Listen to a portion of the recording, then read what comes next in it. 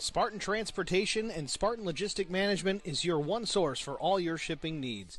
53-foot dry van shipments, auto transport shipments, full-service in-house brokerage, drop lot facilities, just-in-time deliveries to all auto manufacturers, facilities in St. Louis, Missouri, Kansas City, Missouri, and Indianapolis, Indiana. Spartan Logistics LLC, proud sponsor of the IROC series, Kyle Steffens UMP Modified and Silver Crown Driver, and Gordy Gundaker, World of Outlaws Late Model. Visit us at spartan-logistics.net or find us on Facebook. R&R Racewear, your source to all custom racewear apparel needs, and home to iRacing apparel. Check it out today at rnrracewear.com.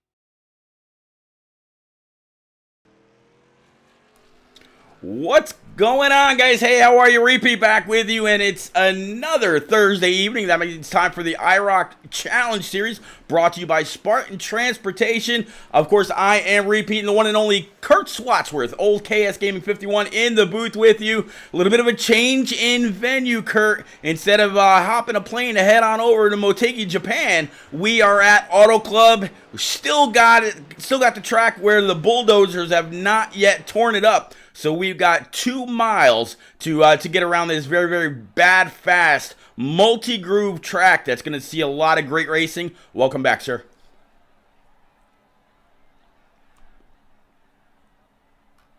Thanks, Repeat. It's a fun night. I'm excited to see Auto Club instead of Motegi myself. Not a big fan of the Japan's short track over there, but Auto Club is by far one of my favorite 2-mile tracks, and it is by far the most exciting track to watch, at least in person from what I've been told, but at least in or watching it on screen. It always brings excitement. It's fun. It's entertaining. There's so many different things that can happen. There's 4 or 5 wide racing sometimes. There's up against a wall. The restarts can be so sporadic of you don't know where everybody's coming from. So I love this track, and I'm glad they switched it off from Motegi to my favorite track. So yeah, this place is a lot of fun. You know, right now keeping up with the 3 of Brian McCann, sitting 3rd fastest on the scoring pylon so far. Gabe Ellison up top with a 40.9, so just under 41 seconds. Everyone else is over 40 seconds. Let's actually go ahead and show you the everybody's best times so far. They'll continue to load on the scoring pylon. Gabe Ellison, Vince Short, Brian McCann, Chris Wally, Robert Barney so far going to be the top 5. Dylan Dellinger, Bill Walker, and Stoney Benfield to round out the top 8, and more are starting to clock in, Kurt. Yeah, this track, I mean, it's nice during the day, but I love it at night, especially. I think it's just a beautiful track at night. Coming out here, I mean, you can run the bottom in some cases, you can run the top towards the wall, but unlike in real NASCAR, you cannot run right against the wall. It just doesn't do what it does in real life, and iRacing has not caught up to that for some reason.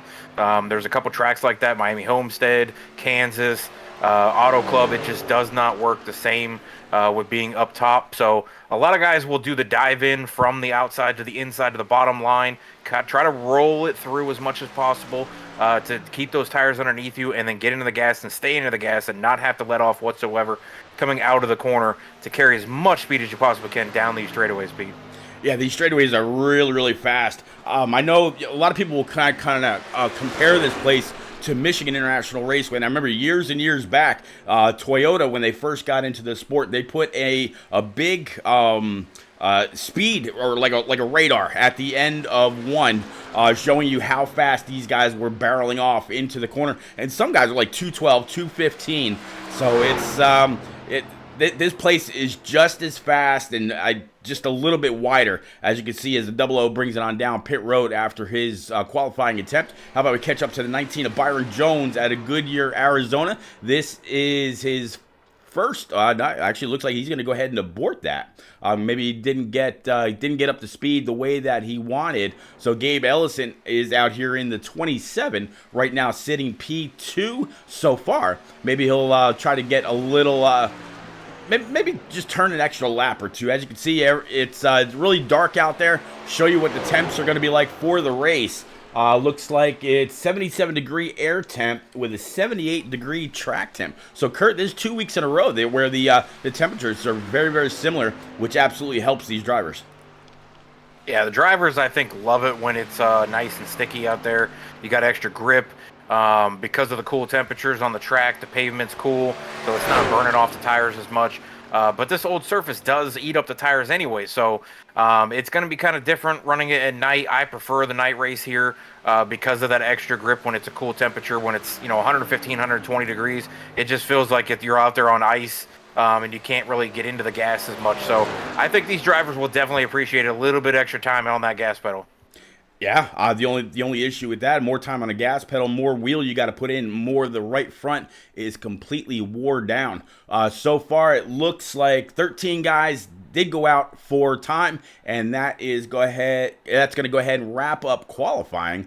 So we got just a little a little under 10 minutes for these guys to come on out, get used to the track temps, and the way these trucks are going to feel now for 100 laps around Auto Club Speedway. I can't remember, Kurt, the last time I called a race from Auto Club at night. This is gonna be kind of cool. Yeah, I haven't called that many, but whenever I've seen it, when people create like practice races and things like that, I always ask for night because I think it's a beautiful track at night. I think there's a bunch of tracks that I would prefer to see at night. And this is definitely one of them. I think it's a really cool track with the lights, where it's kind of spotty with the lights. They don't have as many lights as I thought they should, like Daytona does, where the entire track just seems like it's completely lit up like it's daytime. But it's still pretty cool. It's an old track, and I mean, like you said at the beginning, the bulldozers are coming.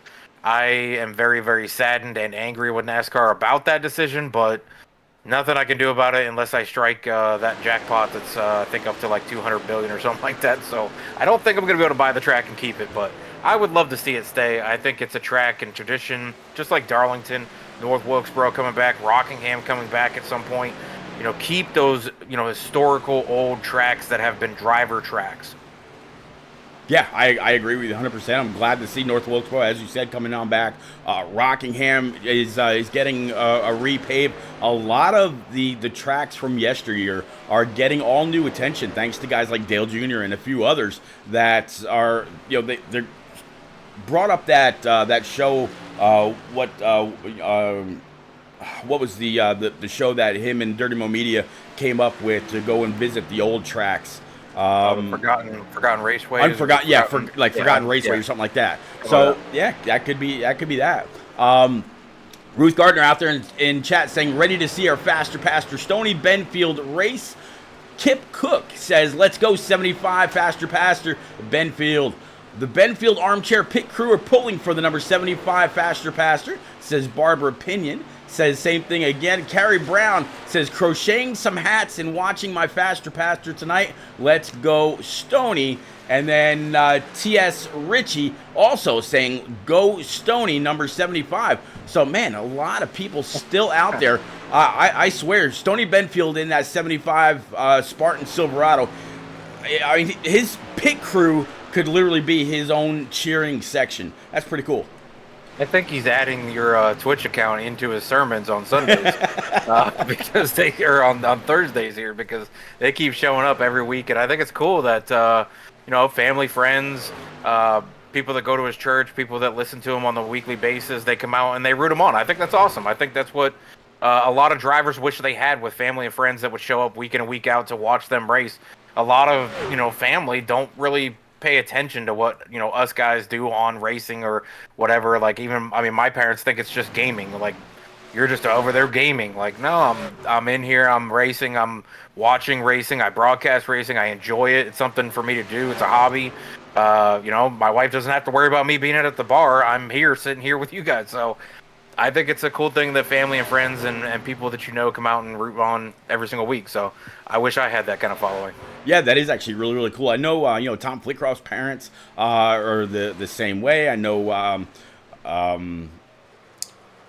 was it the Crooks Army that comes out every time too? Yep. You got the Crooks Army. You've got, so many families come out to keep up with their family members, and yeah, it's absolutely amazing when they can go back and they can watch the race and they can see the comments that are left behind from everybody that's out there in chat, whether it's on Facebook or YouTube, Twitter, and of course through IROC TV through their favorite Roku TV or Roku streaming device. They can go back and they can watch it all. And best thing about Roku, it's all in 4K, which is absolutely amazing.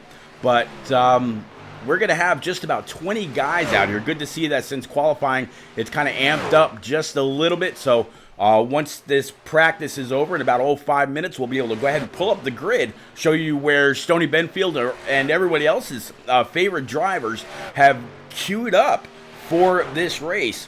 And I believe after this, we've only got a few more weeks to go as I go ahead and pull up the schedule for everybody. Yeah, this was originally supposed to be Twin Ring Motegi in Motegi, Japan for 130 laps. But there was an issue with the setup, so they had to kind of make a last-minute executive call, if you will. So next week we go to Atlanta, then we're going to the Charlotte Roval, Kentucky, and then Michigan. So 1 more month, 4 more Fast Thursdays to put season 6 in the books and declare a champ. Right now, the points are very, very close between Brian McCann and his brother. Actually, the points between 3rd and 4th are good, 4th and 5th are good, 5th and 6th are good. So it's going to be interesting to see when it's all said and done how that purse of $5K is dispersed among the top 15 in points, Kurt. Oh yeah, as we get closer and closer to the end, those guys who are fighting to get into those last spots, or guys who are fighting to go up 1 spot to get a little bit better of a payout, or even win the championship, it gets a little more aggressive in some of these races. If for a fact you're battling, like tonight, I know Byron, we were talking to him, and he is battling to catch Ryan Crooks, who's 19 points in front of him. He needs to have a couple good races and maybe some bad fortune for Ryan Crooks to catch him and pass him for 4th. So there's drivers who are looking all over the place. They know who's in front of them. They know who's behind them. And they really want that extra money. So, they put a lot of time into the season. It's been a great season. I've enjoyed it. I've enjoyed being here in the booth with you, Pete, as always. But, these drivers, they want it. They want that championship. They want that money. Even if they don't get the championship, they appreciate and want that money to say, hey, I locked in at P4 for the Spartan Challenge Series and the Truck Series. Absolutely. Huge bragging rights. Everybody here pays an entry fee at the very beginning of the season, and at the end, all monies are dispersed to the top 15. and it's going to be interesting to see how that all plays out. You know, talking about Ryan Crooks right now, kind of on him in P number 9, rocking that number 1 Spartan machine as always. A little bit further back, Byron Jones in his 19. He is actually not yet, he hasn't turned a lap in this 10-minute practice session. So Ryan Crooks getting some much needed practice time to figure out what the grooves are going to be like in this this cooler evening air where Byron Jones, yeah, not so much. But so far, Kurt, top 5 going to be Robert Barney, Dylan Dellinger, Chris Mefford, Mike Koch, and Chris Wally. Very, very different top 5 than what we're used to. Yeah, and I mean, there's a bunch that are kind of surprising me here that have not come out and really done a whole lot. But, I mean, it's Auto Club. A lot of people have run Auto Club.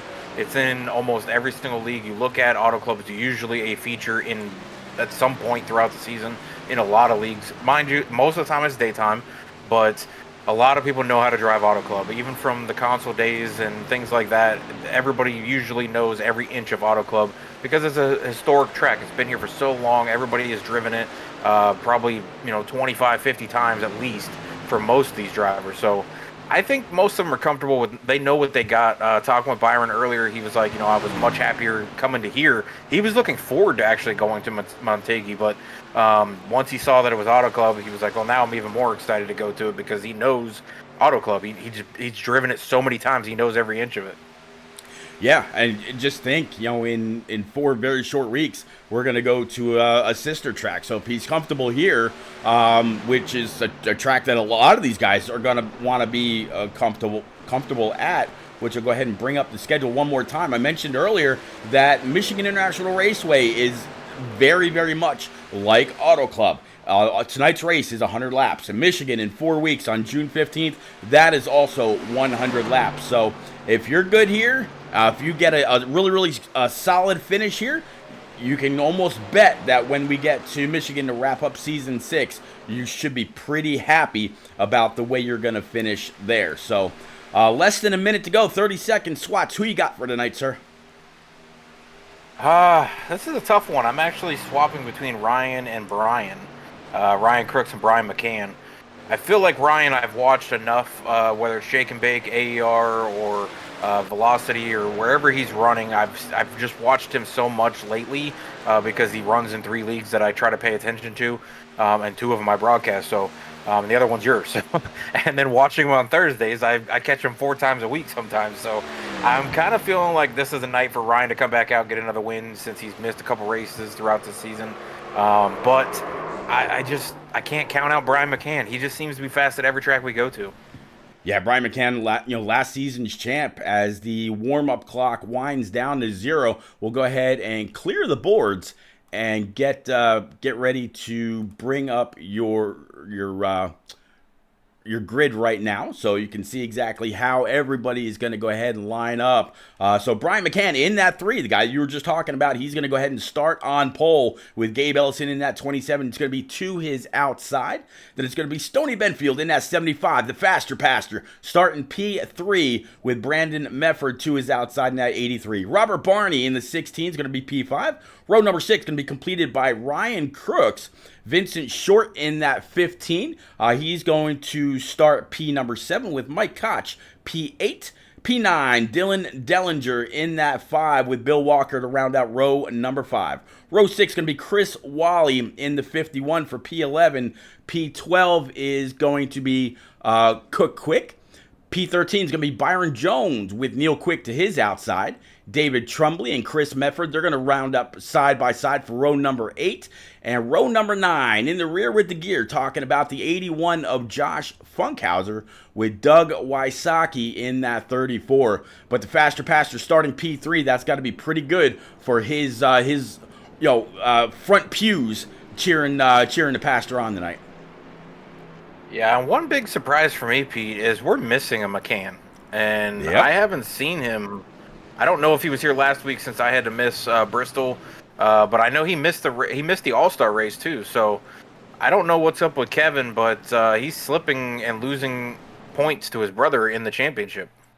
Yeah, a lot. I'm not quite sure. A little bit of inconsistency in the internet. Definitely apologize for that, everybody. Should come back here momentarily. We'll catch back up with Brian McCann and Gabe Ellison. There we go. On the front row. Again, Stony Benfield, Brandon Medford is going to be row number 2.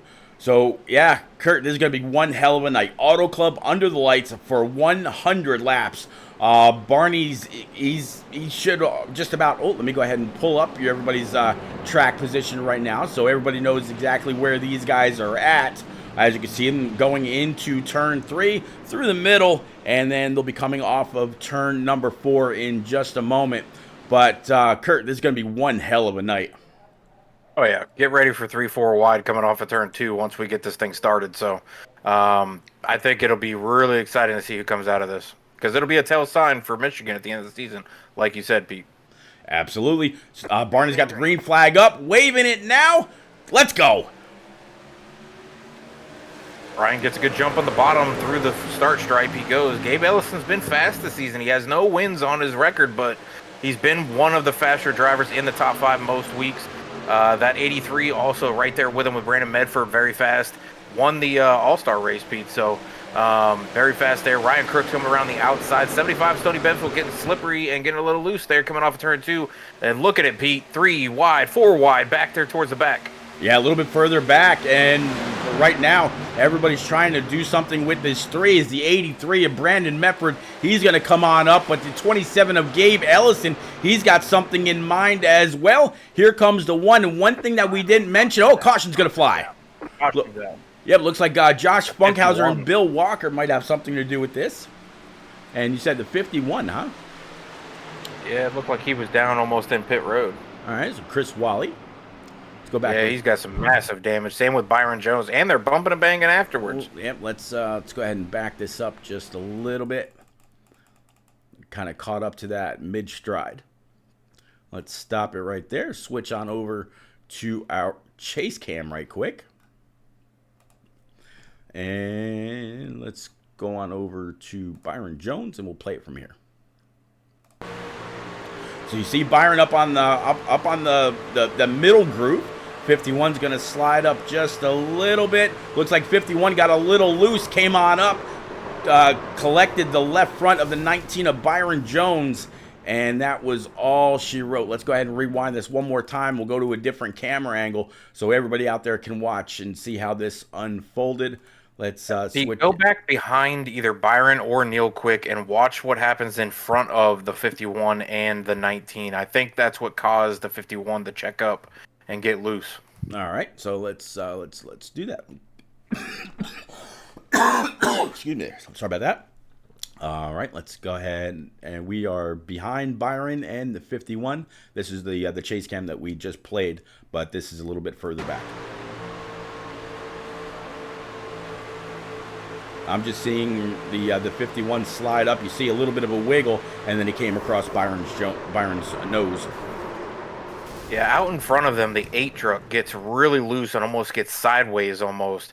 He's about, I would just say he's not full sideways, but he's about a half sideways is what I would call it. And I'm not sure if that made the 51 nervous or if he checked up or if he, tried to turn down low and got loose and slid up the track. Maybe. But the 8 was definitely loose in front of him, and usually that causes some quick reactions, maybe a little too quick of a reaction because the 8 saved it. But I don't know if that's what caused it, but it was part of it. Yeah, that was a pretty wild ride for the 8, and yeah, could have caused the 51 to check up, and then I'm sure right about that point, his spotter is telling him outside and just nowhere to go, nothing to do. Just a very unfortunate racing incident, we'll call it. That's what Sam Maxwell is for up in race control. But right now we got Brian McCann, Brandon Medford, and Gabe Ellison going to be the top 3. Brandon Medford is up 2 spots. Gabe Ellison down 1. Ryan Crooks is up 2 spots also.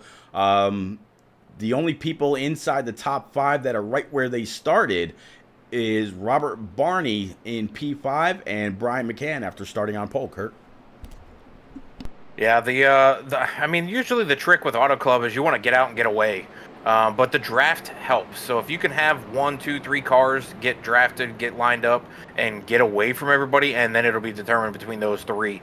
So side-by-side driving does not help out here. You want to get single file as quickly as possible to carry as much speed in draft as possible. But the more side-by-side action, because everybody wants a position, they're not going to give it up. They know if they hang there, they might be able to make the pass. They might be able to make the dive into the corner. The other driver might make a mistake, and they can slide up in front of them. But for Brian McCann, it's just go full tilt, get out and get away.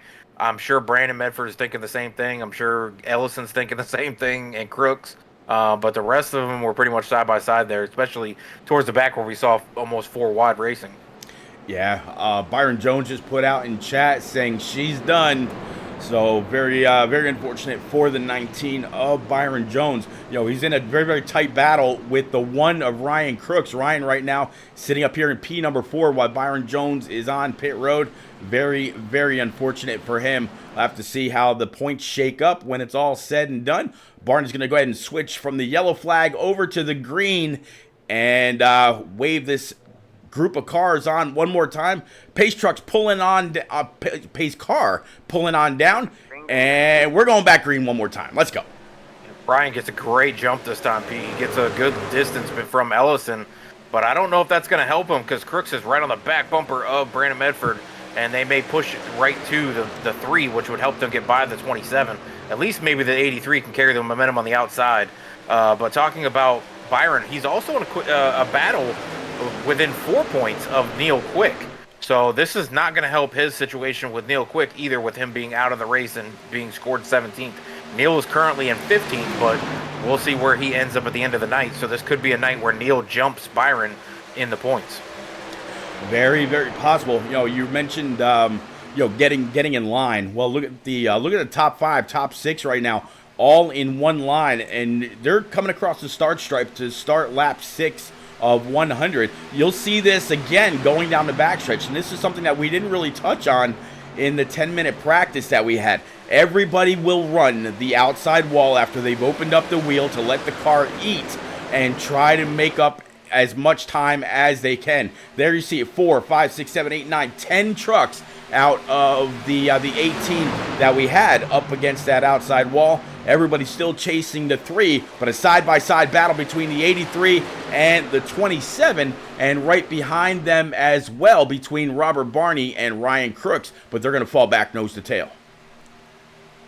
Yeah, what you're trying to explain there, Pete, so people can understand, is when you're getting out of the corner, you want to let the wheel go as straight as possible out of the corner so that it just drives straight towards the wall, but not in a sense to where you're going to run into the wall.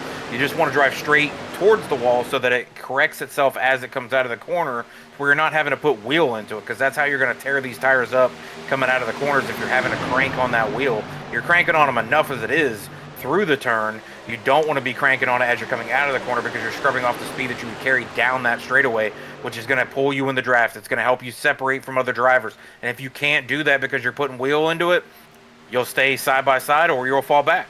Yeah, for any fans of the old Dukes of Hazzard TV show, when Waylon Jennings is singing about flattening the curve, that's exactly what it is. At the exit of turn 4 and the exit of turn 2, excuse me, they are basically opening up the wheel. We'll actually jump in with the 3 right now and go to the to his cockpit view, and you'll see I said cockpit view, not blimp view. You'll see him kind of open up the wheel. See the stripe in the middle is just about straight again, and you'll see this now as they come across the start stripe to start lap number 9.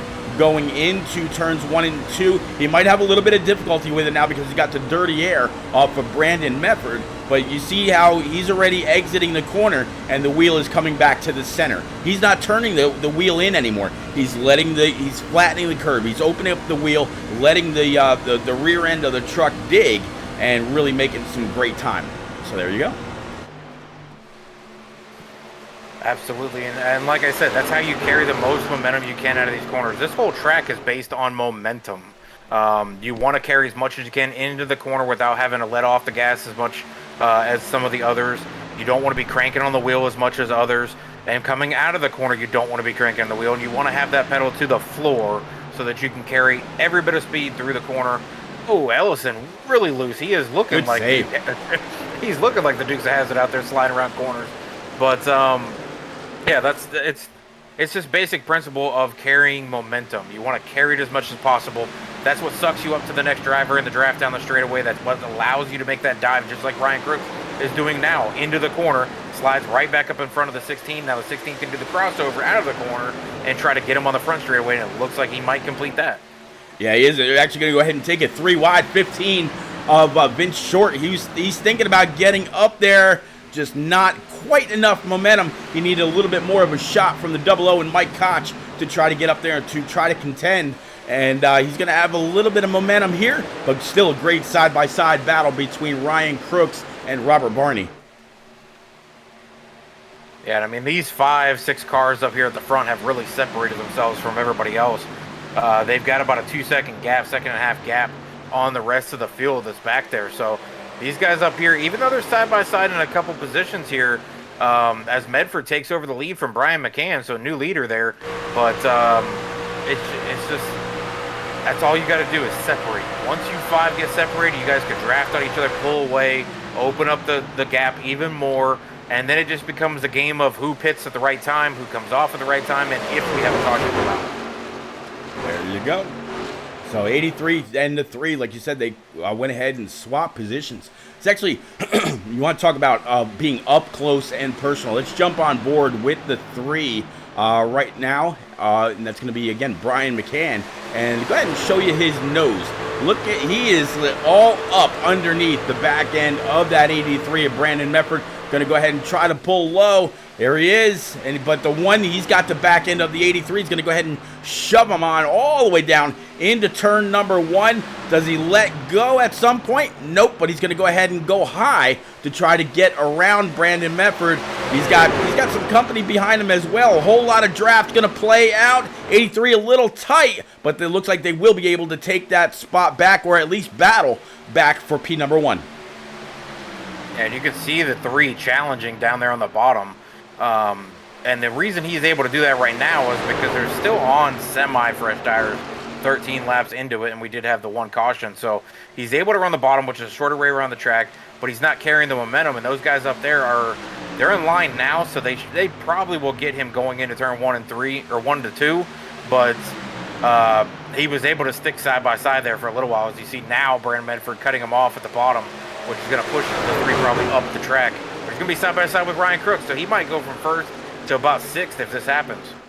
Yeah, Ryan Crooks on the outside. Now he's got the benefit of the draft. So instead of pushing, he was able to get just a little bit of clean air to the nose of his number 1 Spartan Silverado. So now he's going to try to challenge to the outside of Brandon Medford. He's going to have a lot of momentum on the high side, but neither now on the top line or the bottom line any real help. They come across the start stripe side by side. That would have been very, very interesting to see who led that lap. I think that would have been within inches. Yeah, if that was the final lap, it would have been a photo finish for sure. But yeah, like I said, McCann slipping all the way back to 4th now, and he's still riding the bottom. I'm surprised he hasn't tried to slip up. Well, now he comes up. But I was waiting for how long he was going to wait for it. But the 16's on the back bumper of the 83, kind of the same thing the 1 in the 83 did against the 3, but the 1 is just, I mean, this kid, it's the same as Brian. Any track you put him on, they're both bad fast. I don't know what it is with these 2, but they are fast on every track. Brian doesn't ever give up. He doesn't give a position away, and he'll take one. If you leave a half a car, he'll take it. Absolutely. Riding along with Robert Barney in that 3rd position right now. Just kind of going through a couple of these different cameras, trying to find a great shot. It's 83 pinching Robert Barney up close to the wall. Maybe made a little bit of incidental contact on the front. New leader, Ryan Crooks. And I mean, I hate to say it, Pete, but I did call Ryan Crooks as my first pick because I know how good he is on so many tracks that I've watched him on. And he quickly takes over the lead here. And I mean, we're 17 laps into the race, and both drivers that I've kind of been watching, they've been up front, they've led some laps, and they've been in the top 5 all night so far. but Ryan and Medford are going to try to sneak away from everybody. It was a pretty close call there between Medford and Barney. We'll see if Barney maybe doesn't give Medford as much room this time because of that move up to the wall. Wow, I got to tell you, excuse me, I'm not sure if you've noticed the scoring pylon yet, Kurt, or noticed the amount of trucks that are now out of the race. Neil Quick. What is going on? Yeah, the 23 of Quick, the 5 of Dellinger, the 8 of Walker, the 51 of Chris Wally, the 19 of Byron Jones, and Joshua Funkhauser in the 81. We've got 6 trucks now out of the race. So very, very unfortunate. Byron Jones did put out in chat a little bit earlier, he's got 30 minutes of repairs. I think because that wreck happened so early, if he can get that truck repaired and maintain some kind of decent speed without the motor blowing for a second time, I think he could actually still come out here and make up some decent points with the amount of trucks that are out of the race. Yeah, with Funkhauser coming out 1 lap after Byron, Wally coming out 2 laps after Byron. The rest of them are 6 laps and 5 laps down as of right now, so they're about 10 laps behind Byron. So if he could come out in 30 minutes, which it says we have about 56 minutes left in this race if we stay green, where he could have maybe 15, 20 minutes to come out and run, even 10 laps, and that might move him up into about 13th, which right now the person, like I said, he was battling closely with is Neil Quick, and he's sitting in 10th. So to finish 3 positions behind Neil after going out on essentially 1 or 2 laps, it would be a good night to come back for it. Absolutely. So, Byron, if you're still out there, there you go. Nicky Short says cheering for Team Short. So, Vince Short right now in this number 15. He is sitting P number 8, only down 1 spot from where he started. But Stoney Benfield, the 75 Faster Pastor, sitting in P number 9. Stoney had a very, very good finish just a week before last, I believe it was, able to make it up to a podium. And, of course, right off the bat, paid a lot of thanks to everybody that comes out week in and week out and roots this number 75 Spartan machine on. Yeah, and Medford just took the lead from Crooks, and Crooks did not allow him to keep it long as Medford comes out of turn 4 and bangs it off the wall. He's going to slip all the way probably to 4th, maybe 5th, depending on if the 00 can get up here of Brian or Mike Cock and get up here and make that pass. But Ryan, he kind of rope-a-doped Medford there, made him think he was going to go high, went low, tucked right underneath him on the backstretch, and then dove it into turn 3 and 4 and made that pass completed again, which gave a lot of dirty air to Medford, and it pushed him up into the wall as he came out of turn 4, and he definitely caught that wall with a good amount of damage. Well, let's go ahead and take a look at the right side for that 83 right now. See if he's got any damage on the right rear. Looks like a little bit of scrapage maybe around the decals over the right front. And if we look at the right rear, that looks clean and green. So a little bit of scrapage, not too bad. Yeah, you can see on the hood in that left corner closest to the front bumper, it's peeled up just a little bit. And you can see down the side of that seam on the hood, it's definitely crooked. And there's definitely some imprint damage on the above the front wheel tire. So I don't know how much on the steering that's going to mess it up, but in the draft it could mess it up a little bit, but not too much in the draft.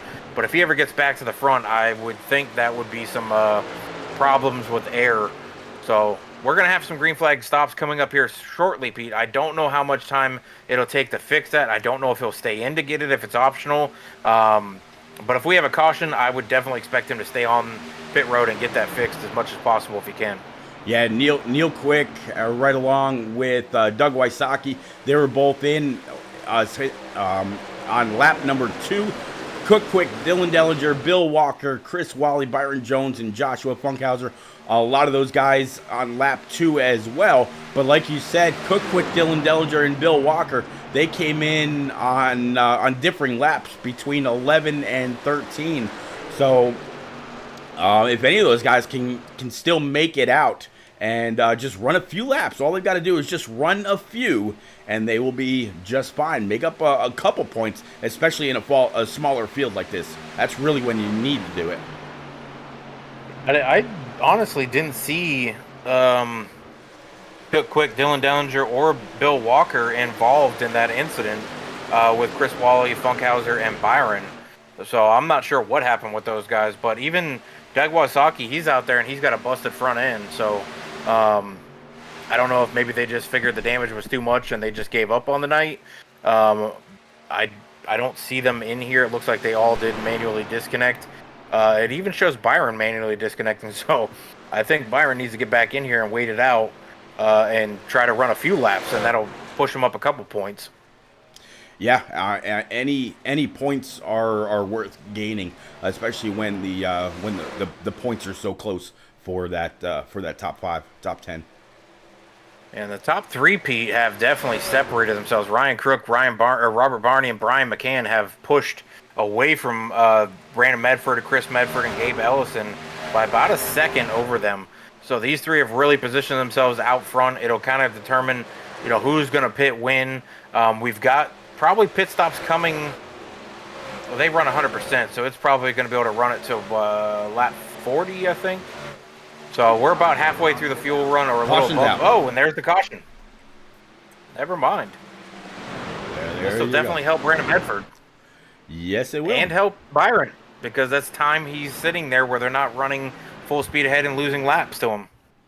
There you go. So Ryan Crooks, he's going to go ahead and lead these guys down pit road. As you see the pace car working off of the pit road exit, and completely drifting that Ford. That was a manual caution. Yeah, I know. Yeah, it was okay. the competition caution. Yeah, I forgot about it. Yep, all good. So if Ryan Crooks ends up being the leader when he goes on down pit road and comes back out, if he's able to maintain the lead, we'll go ahead and try to pull him, see what he's thinking about his number 1 Spartan machine and what he's now looking forward to for the remaining 74 plus laps. Everybody coming on down pit road. Yeah, I would expect everybody to come down, grab 4 tires, fill it with fuel. Maybe even some guys on the second roundabout on Auto Club coming back down and maybe topping off of fuel to be able to run a little longer than everybody else if we go green the rest of this. Those extra laps on fuel might help out. So, I don't know. I would probably top off if I'm in the back half of the field right now. Yeah, pretty much everybody that was... that's coming down pit road. Everybody's a lead lap truck. Nobody got lapped except for those that had an issue very, very early. As we watch Mike Koch come on off pit road. Let me see. He actually did not pit. So Ryan Crooks will be able to, I imagine that the double O is going to come down this time, like maybe he missed his pit box. So we'll go ahead and we'll pull Ryan Crooks up right quick. Let's, if he's actually available, I should say. There he is. Give me 1 second here.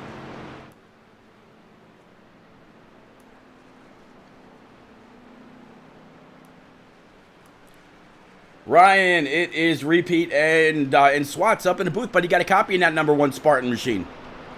Yeah, I got you. Well, bud, one hell of an opening 25 laps. You got 3/4 of the race to go. A few guys connected or collected in a very, very early caution. How you feeling about this one in the long run? Yeah, I feel really good. Feels great. This is one of my favorite tracks. Racing at nighttime track is a lot more grip than during the day, so trying to find the balance between where you can push, how far you can go on the line of trying to find short run speed and not burn up the right front on the long run speed. But honestly, the right rear tires or the rear tires are really sliding, and I'm not really tight. It's really just a loose situation. But yeah, feels good. I think the clean air is going to be a huge deal. I think if you can get the lead and once the tires wear out, if you can use the air in the corners to your speed or to your advantage, I think that's going to be the key here. So just trying to keep her out in clean air. It's going to be really close for everybody, I think, unless you double pit there make it on 1 stop. it's going to be really close. But yeah, hopefully everything works out, and we can just keep her up front and keep her clean. All right, buddy. Well, as always, keep the shiny side up, and I know they're about halfway down the backstretch. We'll go ahead and get you back down to team comms. Go get them. Thanks, boys. You got it. All right, so Swats, anything interesting there? Well, since Ryan threw it out there, I kind of had some inside information from Tuesday night, and that's why I was going with Ryan. Because Velocity was debating on switching Bristol to Auto Club to get rid of a short track on their schedule, and Ryan and I were discussing it during our post-race, and he said this was his favorite track on iRacing, so I might have had a little bit of inside information from Ryan on Tuesday on why I was picking him tonight. But I'm not surprised he's up front. I am surprised the cars are loose, though.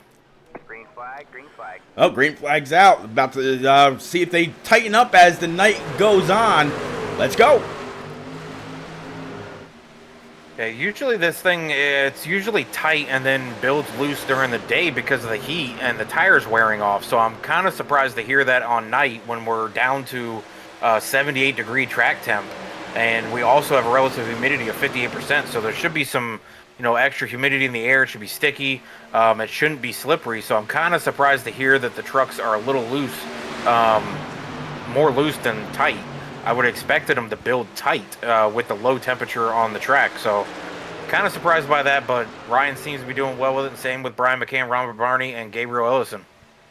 Yeah, I actually just brought the weather up on screen for everybody. Like you said, 77-degree air temp, 78-degree track temp. But look at the sim time. It's actually almost 11 p.m. In California. So these guys racing way into the night, and I had actually forgotten how great this track looks when it's all lit up, Kurt. Yeah, I mean, it keeps it's like twisting the knife in the back because I'm so mad with NASCAR for getting rid of this track and turning it into another short track. We already have plenty of short tracks out there. We have plenty of road courses. They're bringing back North Wilkesboro and Rockingham at some point. That's 2 more short tracks that possibly could be added to the schedule. I don't like getting rid of this track. I'm just not a fan of that decision. I'm not a fan of it turning into a short track, and it's the same concept with the Coliseum. I am not a fan of the Coliseum. I don't like NASCAR paying all kinds of money to have that thing stripped down, paved, then stripped off, and then grass put back every single year.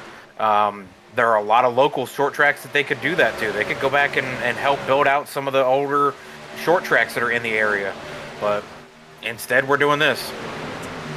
Yep, and that's got to be pretty costly too. Putting down that blacktop. And they've got to make sure that it's enough quality that those cars aren't ripping them up. I don't know exactly what kind of horsepower they've got anymore, but back in the day, can you imagine when they were running 800 horse on temporary turf around a Coliseum? We got a battle for the lead though, Kurt. Looking pretty good between Ryan Crooks and Robert Barney. Yeah, and I hate to tell Byron the bad news, but Neil Quick has come from the back, and he has come up here and battled now with the top 3, and he is side by side with Brian McCann. We're too wide for the front 2 rows. And Neil Quick looking up here like he wants to go to the front. He's on a mission here to collect as many points as possible tonight to maybe swap positions with Byron and maybe close in the gap on Ryan Crooks himself. But yeah, it looks like on Neil Quick, though, he's going to be left on the inside where everybody else up on that high side, right next to the wall, in the train. Everybody's still chasing the 1. Robert Barney, P2, Neil Quick, Brian McCann, Gabe Ellison, with Vincent Short now moving on up to give himself another point. I got to tell you, I'm not really seeing a whole lot of people really tag that wall coming up and off 2 and up and off 4 either. These guys are doing a pretty good job, Kurt. Absolutely. And I mean, as I'm watching here, Neil just made the pass on Brian McCann and then pulled up right next to the 16 through 1 corner and held that spot down the front stretch. Usually you would think the 16 would pull away from him on the straightaway, pull and draft on the 1, but he wasn't able to do that. Now he's able to do it on the back stretch. But Neil's not giving up on that bottom. He is still digging down there, trying to make the passes, and he's been having it work for him. I think that's where he's been making majority of his passes and to be up plus 11 so far in this race, he's got to found something on that bottom to make that work like he is. Yeah, absolutely. Looking around, a couple of different views with Neil Quick, and yeah, he's up here. He's he's trying to side draft as much as he can. That was we look through the nose cam, still looking at the back end of that number 1 for Ryan Crooks and his IROC TV Spartan Silverado. Going into turn number 3, he's going to go ahead and dive it down. Just not quite there. Had to check up for just a moment. Really trying to push that one all the way through. Yeah, I don't know how he's making it stick down there, but he's definitely working it. I mean, to be all the way up here battling for the lead with Ryan, I would have hated to known if Neil would have started towards the front, if he'd have been the one out front for majority of these laps, the way that he's driven through the field and come all the way up here to challenge Ryan, who's been one of the faster cars tonight. I mean, Ryan, Brian, Robert, and Gabe Ellison and Brandon Medford were pretty much the top 5 for that whole first stint before we had the competition caution. And I'm looking through the field now, and Vincent Short's up here in 5th. Neil's now going for the lead, and he might complete this pass coming out of the corner. Yeah, he's going to. Yep, if he can go ahead and pull the slide job, yes, he is going to be able to. So that's going to put the 1 of Ryan Crooks back to P2. Going to try to go even lower than the 2, maybe take the spot back. Looking high. Whoa. That's going to put the 1 in the wall. Yeah, I don't think Ryan's going to be too happy about that one. I'm not sure if that was a block or if he slid, or I don't know what other excuse I can give Neil on that one, but yeah, Ryan's going to have some damage on the right side. He might have to work to get that car back together during another stop at some point. Yeah, looking at the right rear right now, all kinds of scrapings down. Looking at the right rear, looking at the right front, same story. He is actually looking a little loose, so he still might be able to carry a decent amount of speed up and off the corner. But yeah, a lot of damage. Let's take a look at the rear spoiler. That's looking pretty straight, so looks like most of the damage is confined to the sides. Yeah, I don't know what the thought was there. I don't know if that was Neil thinking he was cleared and he was going to try to swing up in front of him to be able to swing down into the corner like he's been driving. Once you get into a habit of how you're driving specific corners, you want to continue doing that. And I don't know if he, got the word from his spotter that he was cleared, or if that was just a late block and Ryan wasn't expecting it, and he got thrown into the wall there. But he's definitely got some good damage down the side. This is something I was talking to Byron about. If Crooks could get into an incident or something, maybe Byron would be able to come up and pass him. And Neil kind of just took it into his own hands. If after he's passed Byron now in the points, he comes up here and puts, not maybe on purpose, Ryan in the wall, but he's going to move Ryan to the back of this field, and it's going to put Neil on the top. So Neil could definitely close in the gap on Ryan if we ended right now.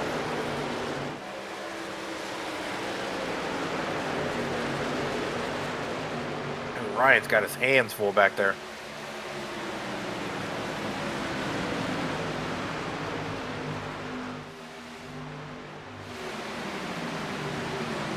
Neil Quick is now going to be our leader out here with Brian McCann now second, Vincent Short in third, Gabe Ellison falling to fourth, Chris Medford in the 46 going to fifth, Robert Barney in sixth, Mike Koch in seventh, Stony Bedford, Mr. Pastor, is out there in eighth.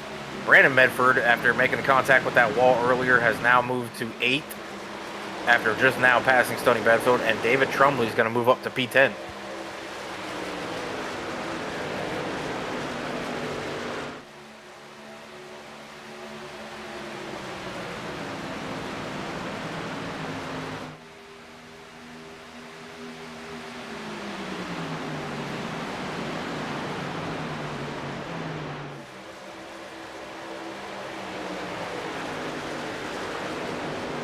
As we're rolling through here, 41 laps into the race, Neil Quick out front. Got some challengers coming up behind him on the back bumper. Brian McCann closing in the distance down the back stretches to go into turn 3 and 4. Fuel mileage should be running probably right close to the end of this race. We got 41 out of 100 now. They should be able to run another 25, 30 laps before they'll need a green flag stop. All right, riding along with the 3 of Brian McCann right now. If you got a nice little surround sound system, go ahead and crank it up. We'll take a look around a few different shots, see what he's capable of doing with this deuce of Neil Quick to see if he can't get on up there, get all kinds of clean air on that Silverado. Let's go ahead, crank it up.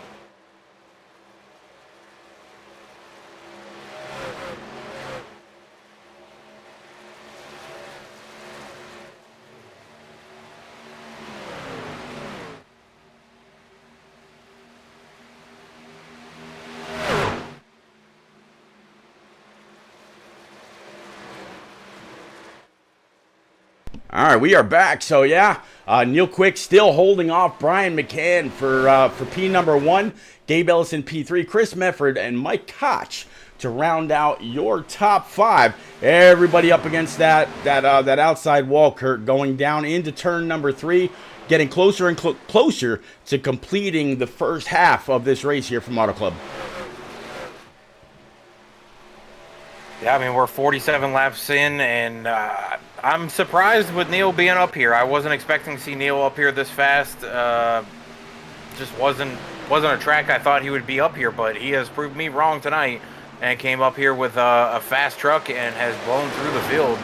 He's now up plus 13. So went to the front, leading some laps, got the bonus points for that, and he's going to be challenging with Brian McCann right behind him, who's not letting him get away. Not at all. Talking about going through the field. Gabe Ellison right now sitting P3, down 1 spot after starting outside pole. Here we go with the 46 of Chris Mefford, also up quite a few. He's up 12 spots, sitting P number 4. Behind these guys, though, a little bit of a gap back to the 0-0 buckshot numbers for Mike Koch. He's also up 3. Stony Benfield down 3 after starting 3rd and sitting in 6th position, but still a pretty decent run for the faster pastor here in this 75 Silverado. Absolutely. Good run for him. Top 10 finish for tonight if he can make it through the rest of this race. Mike Koch having a good run as well. Chris Medford moving up through the field, up plus 12. So he's on a good run. But Brian McCann's going to take that lead back from Neil Quick and try to set sail on this group. Pete, fuel stop should be coming up here. Pit stop should be coming up, I would say, within the next probably 15 laps. So it'll be close to an end of a race sequence here if they can get one more stop in. Yeah, when we talked to Ryan Crooks after that stage break, he said that he was going to try to go on just one more stop. We'll take a look real quick on how Brian McCann pulled off that pass in this 3, and then yeah, I agree. We should see green flag pit stops very, very soon. I would imagine you're going to come on out and try to gain some time on some brand new Eagle Feel Goods and go the rest of the distance. But let's see how this pass happened. Just really pulling low underneath the 2, going side by side across the start stripe. At the stripe, the 3 of McCann did have the lead, able to really throw it into 1 and cement that clean air all over the hood of his Silverado. So, all right, let's go ahead and bring it back live.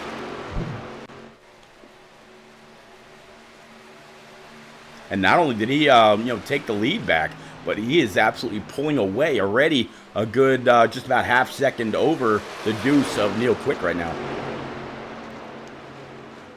Yeah, once he got past him, he kind of set sail. But Gabe Ellison and Chris Medford are coming up from behind. But the problem with those two is they keep leapfrogging each other. They need to stay in line and draft up to Neil and then try to push Neil or one of them up to Brian. If not, if they keep playing side by side leapfrog, Brian is just going to walk away from him, and Neil could walk away from him too with as much side-by-side action as they keep doing here. Yeah, 27, and Gabe Ellison is going to fall in right behind the 46 and really just try to push if he can, but just not able to get right up on that tailgate of that 46 Spartan machine. And yeah, they're gonna go ahead and keep it 3 and 4, and still a decent little gap now back to the 0-0 of Mike Koch. Koch is now 3.5 behind the leader, where everybody else inside the top 4 is under 1 second. Yeah, I'm kind of surprised Neil didn't put more of a fight up against Brian. It seemed like Brian timed it perfectly and just, went right by the 2. Like, the 2 didn't even have a chance to put up a fight. But I think Chris Medford's coming with a big head of steam as well. And I don't know if this is maybe a tire strategy, Pete, where guys laid back a little bit, conserved some tire, waited for guys who went out there really hard, because we saw Neil making passes left and right to get up through the field. Maybe he, has worn out his tires, and the guys who kind of conserved tire are now trying to make their way up through here like Chris Medford is. Yeah, Chris Medford on the outside of the deuce, and really trying to push. He's going to have a great run coming up and off the corner. He's also going to have a little bit of a pull from the 3, the 27. He's going to go up by the wall, so going down the backstretch. We saw the 2 earlier really trying to pull the side draft, as the 46 going to take full momentum and be able to come on by the 2. The 2, he also could have been pushing his tires earlier. That's when the 3 was really just riding. Brian McCann is a very, very smart driver. He's not the Season 5 Xfinity Series champ for no reason. Just a very, very smart, very calculated driver.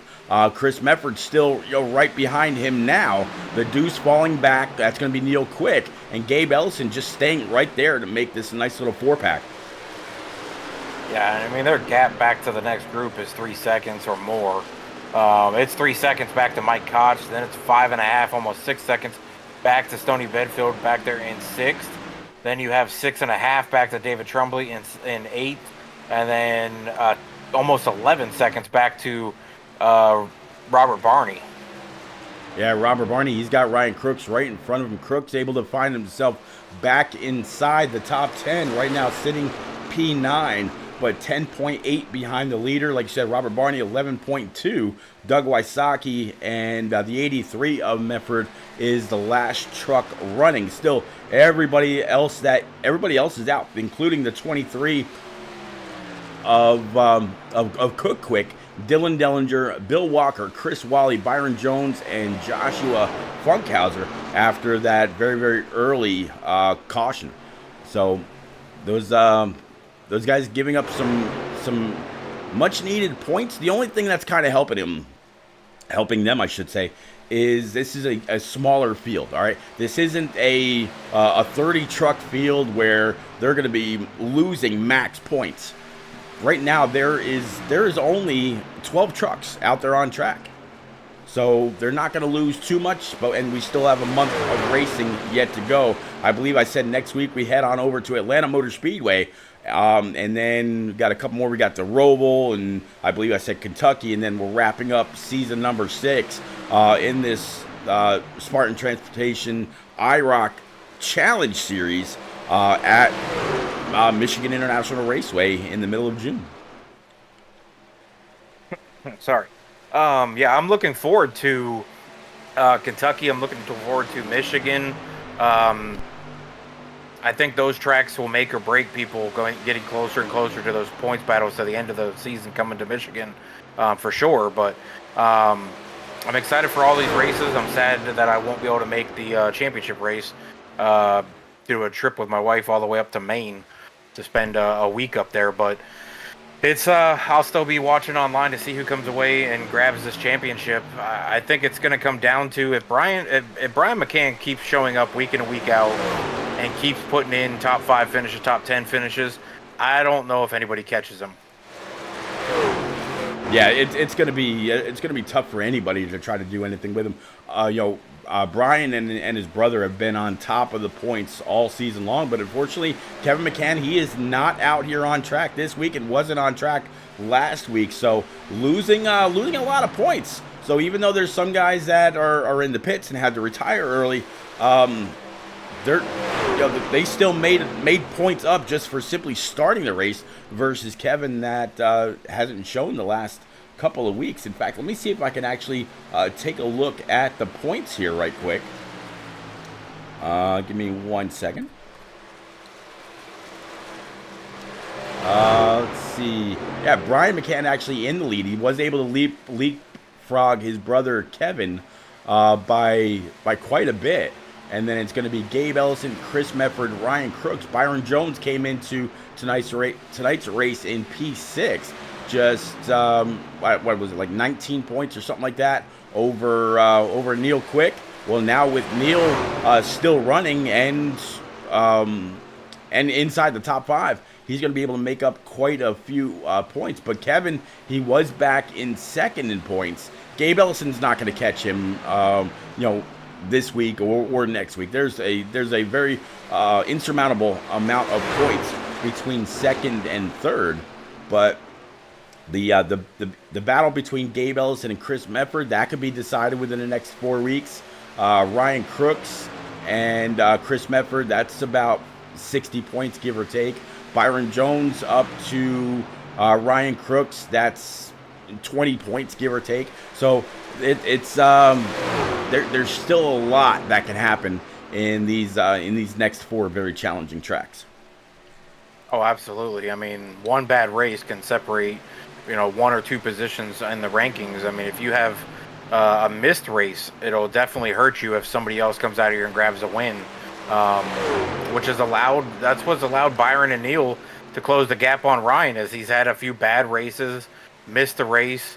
And I mean, he's got some damage tonight, but he's still in it. Same thing can happen real quick, getting flipped on Byron now tonight, getting knocked out in the first lap. So anything can happen over the next several weeks. It'll all come down to Michigan, and we'll see who can walk away with that championship and what positions people will finish in for those payout spots as well. Yeah, absolutely. Yeah, don't forget at the end of season 6, it is all about the lion's share of a $5,000 purse that these guys are racing for, and the top 15 are all paid out. So, there's 18 originally out here on track tonight. That means that at least, the top 15 are going to get some points, and go on over to Atlanta Motor Speedway next week. The Charlotte Roval's going to throw a little bit of a kink in things before we get ready to wrap things up at the penultimate race at Kentucky, and then of course Michigan International Raceway on June 15th to call season number 6 a wrap. I'm curious now, to see what Brian Reek and Chris Wally and the guys at IROC and Spartan Transportation and the Hot Dog Stand podcast and R&R Raceway and all those guys, see what they're going to decide to do with season 7. Last season was the Xfinity cars. This season is the trucks. Are they going to go Cup racing next year, or are they going to do something different? We'll have to all stay tuned to find out, Kurt. Yeah, I mean, they've got all kinds of different series going. They've run a few different series here. I think the next logical step is to try to go, Cup racing, whether it's Gen 6, whether it's the next gen. It just depends on which one they want to go with. But I feel like you've built towards an Xfinity. You've done it. You built towards a truck. You did it. You've got dirt. You've got some other ones you've done. I don't know if they've done an 86 yet, but that would be kind of cool too. Old style Cup racing, since they run the old style in points and everything anyways. Yeah. The 87s would actually probably be a pretty interesting series. I don't even think I've turned a lap anywhere in those cars. I tried. I don't know if I made it a lap, but I tried. We've actually got a new leader. It looks like Chris Medford is able to get on up there, and we are starting to see some come on down pit road. Neil Quick's on pit road. Stoney Benfield, Doug Wysocki, and Brandon Medford all also on down pit road. Let's find out exactly how Chris Medford took that lead. Going to go ahead and throw it low. You see the 3. He's up there in that third groove. 46 is going to be able to go ahead and get hammered down, open up the wheel, pull right in front of that 3, take the lead going down the backstretch off of turn number 2. Let's go ahead and bring it back live. Yeah, now they're all coming down pit road. Ryan Crooks is in, 46 of Medford, Brian McCann, 27 of Gabriel Ellison. They're all down pit road now too, but Robert Barney came down first of the leaders, or of the group of leaders, and then Neil Quick decided to pop in too. So they're going to come out and they're going to run pretty fast lap speed. They should come out and run about a second or second and a half lap faster lap time than they were running prior to the pit stop. So see if that is a big enough jump for Neil Quick to come out and run, because he wasn't that far off of Medford and Brian McCann when he came in for that stop. So a second and a half can be a big jump if it's done correctly. Absolutely. Kind of keeping an eye on the deuce right now as he comes off turn 2. You see the 46 just now hitting that blend line. So Neil Quick, he's going to go up 12 spots, and he's actually going to pull side by side with the 3 going into turn 3, Kurt. Yeah, he should go by him if he can carry the momentum. The 3 was still getting up through the gears, getting into the actual track here, but Brian's going to have 1 lap fresher tires, so I don't know if he'll keep him behind, or if Neil Quick will keep him behind him very long, because Brian's been very fast once he gets going here, and we've only got 34 laps, which should be a full fuel run, and I think it's going to come down to these 2. I don't think third place of Medford is going to be able to get back up here to these 2 unless these 2 get side by side for a couple laps.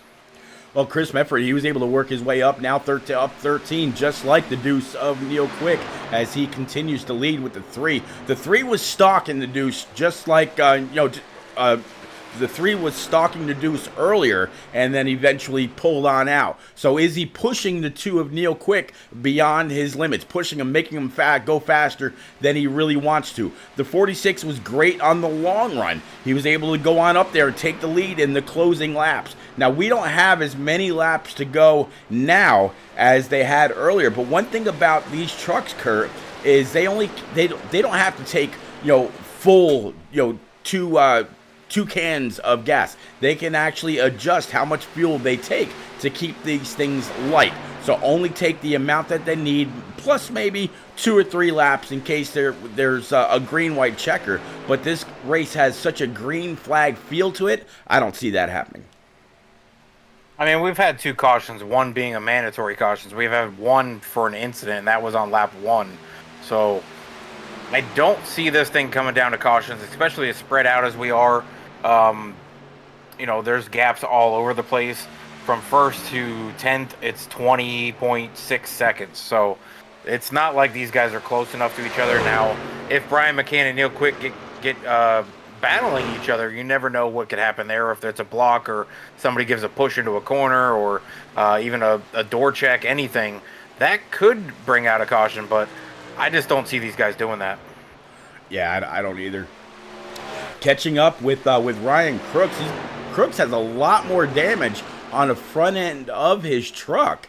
I'm not quite sure where that came from. I'm going through right now, see if I can try to find what happened there. But he is now down one lap, right along with the 83 of Mefford. Let's see if this replay shows what happened with the one. Looks like the one just gets really, really loose off of the corner and goes in, tries locking it down, and tags the inside wall, bouncing off, completely destroying the front end of his Silverado. It turns out that the very promising night the one was showing earlier is actually now all the way in the closer to the rear with the gear than he was, as we'll go ahead and bring it back live. But yeah, the one is now one lap down, sitting P11. Yeah, and all this does is tighten it up for Neil Quick, Ryan, and Byron. With Ryan being moved further back to Byron, it means Byron's not losing very much to Ryan, but Neil is going to be able to jump him and then probably get closer to Ryan Crooks. So you'll have a three-way battle there for those three positions in the points. And if Kevin keeps missing, Pete, I don't remember how far behind he is, but if he keeps missing or if he misses the rest of the season, it could be that Kevin slips out of the top four as well. Yeah, it's possible, but it also it really also depends on how many drivers we've got week in and week out as we come closer and closer to a close on season 6 here in the IROC Challenge Series. All right, so working lap 72, Kurt. 28 more laps to go. 28 more circuits around this 2-mile, very, very wide oval in California, also known as Auto Club.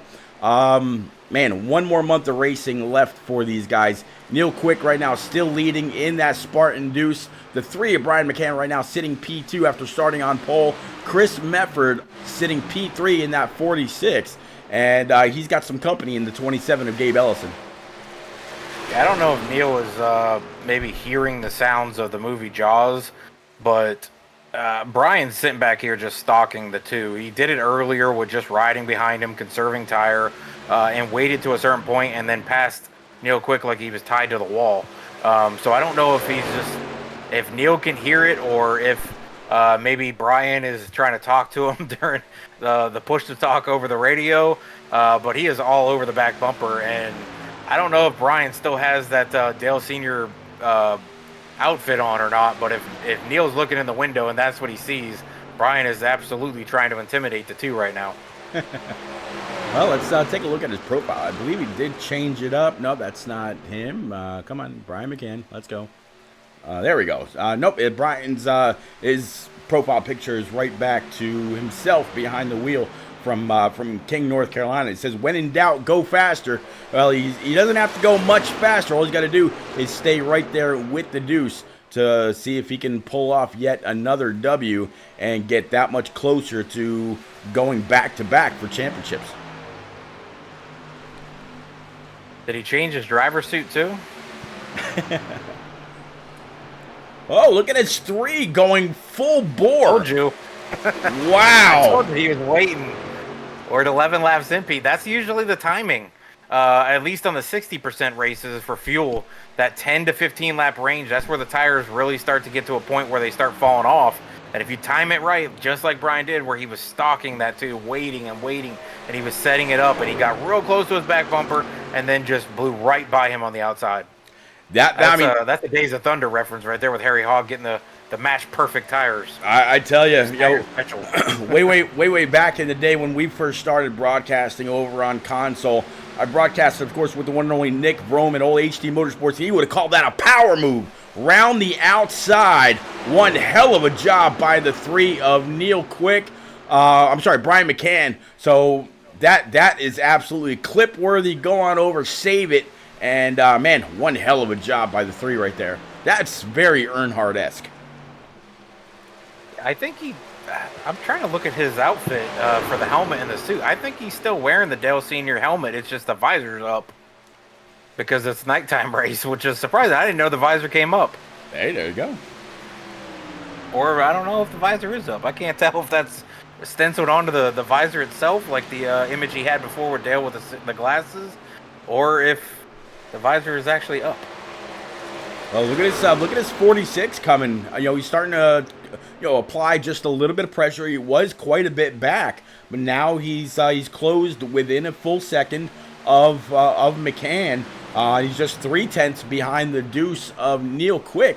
Gabe Ellison, he's riding right there with him, not applying any pressure. He's just looking for a great points night, trying to move on up just a little bit, see if maybe the 46 will pull him on through, and maybe both of them will be able to get on by the deuce. Yeah, Medford did the same thing McCann did last run, where it got to be about the 10 to 20 mark, and Brian made the move on the 2, and then the 46 just started coming like he had an extra cylinder in his truck. And he made the pass on the 2, then got up to the 3, took the lead for a minute there before they did the pit stops.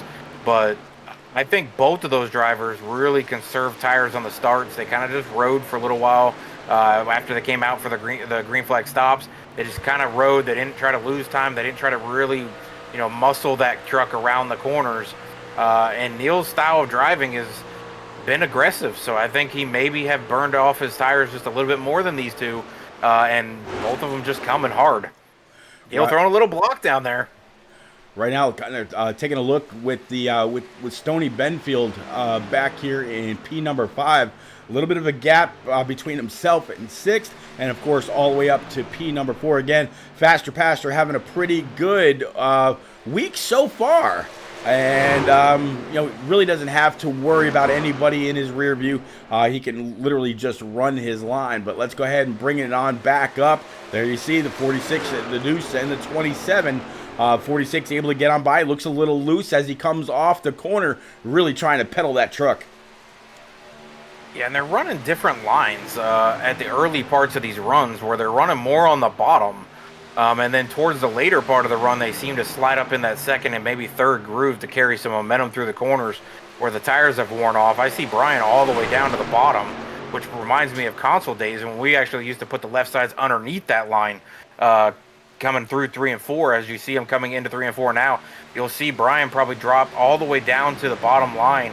But on console P, we used to drive it in there and drive on the apron almost with the lefts to drive out of the corner. We can't do that in iRacing or else it'll go around and be riding backwards. But I'm kind of surprised to see them dipping all the way down to the bottom. I don't know if Brian's just trying to pull away from this group knowing that Chris was coming or if he just found something down there. I really think what's got to happen right now is the 2's just got to stick with the back bumper or that tailgate of the 46 and ride with him. Obviously, the 46, he's got a line that's working very, very well with him. He's able to open it up a little bit and carry a lot of speed off the corner, and he's making great time. He's just about caught up to the back end of the 3, and I don't see him letting go here anytime soon. Let's see if I can get this graph to come up. There we go. So you see Medford, Quick, and Ellison, all of those guys. Let's actually move on up one spot. There we go. So you see McCann. Look at Medford. He is faster than McCann. He wasn't faster than him, with 20 to go, but with 19 to go, he's again another 10th and a half faster than the 3. The 2 of Neil Quick, he was faster on lap 78, but slower everywhere else. So he's got a lot to do. But if I'm the 2 of Neil Quick right now, I am just sticking with that 46, and hopefully he's got enough tire left that he hasn't shredded it working around the 2 to try to get on up there to the 3 and put on a great show or great battle for the end. Yeah, and I think what Brian was trying to do there in some of those corners was break the air, break the draft to that group to try to get away from them. But Medford is just carrying so much momentum. He switches up his line through 1 and 2 that time. He goes low instead of staying up in the second and third groove.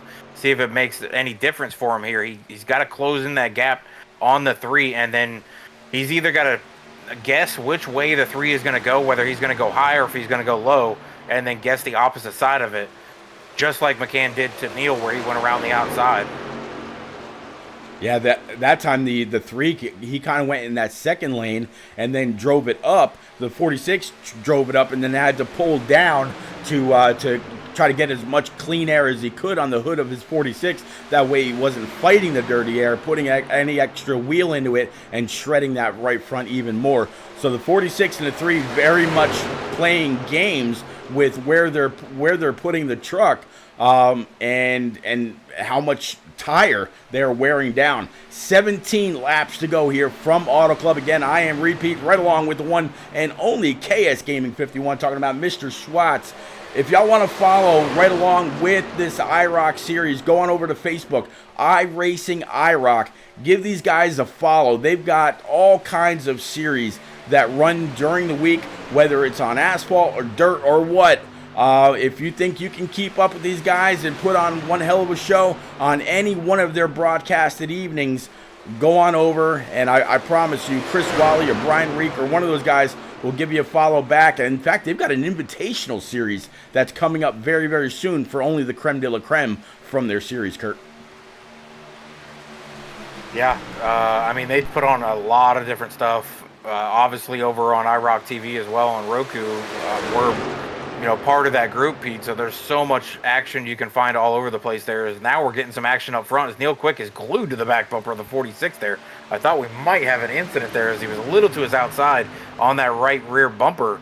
But they're staying glued to each other, and they've sucked right up to the 3. This is where the 46 has got to make the right call. 3 is he's challenging the 46 to find a different way around him because he's running the middle. He's not running the upper lane. He's not running the bottom lane. He's running that middle, which puts dirty air on either one of the lanes that the 46 tries. So he's kind of stuck there. He's got to wait for the 42 to get to the back bumper to then just basically shove him to get side by side with the 3, either coming off of 4 or coming off of 2.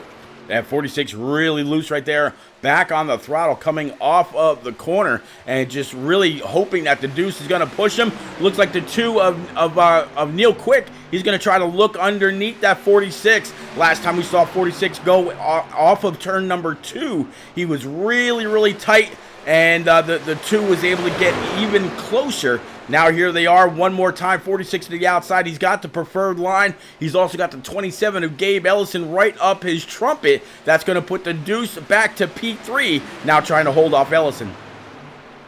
Yeah, and it worked out for the 46 there because the 27 stayed with him. Now the 47 is up high, which leaves the 2 on the bottom, 46 in the middle. 27 going to try a giant crossover here and go 3 wide as we come down the front stretch. He's down on the apron, Pete. When he's coming back up, we got to make sure he doesn't run into the 2. Yeah, 46, he's going to stay right there in the third lane. Deuce in the middle at 27 down low. 27's going to go ahead and flat throw it into the corner, and he's going to try to pull a nice little slide job right there by Gabe, but not enough to go on up to the wall. Here we go, 3 wide, 4 wide with the lap down truck of the 16. Yeah, this is getting nuts up here, Pete, and this is why I love Auto Club. It can be fun on restarts. It can be fun on the front of the start of the game or the race. It can be fun at the end of the race when guys are so closely together like this. Ellison going to get a little pick move from the 16 and get blocked up there. Now he's going to try to slide up to the top side. 46 get passed by the 2.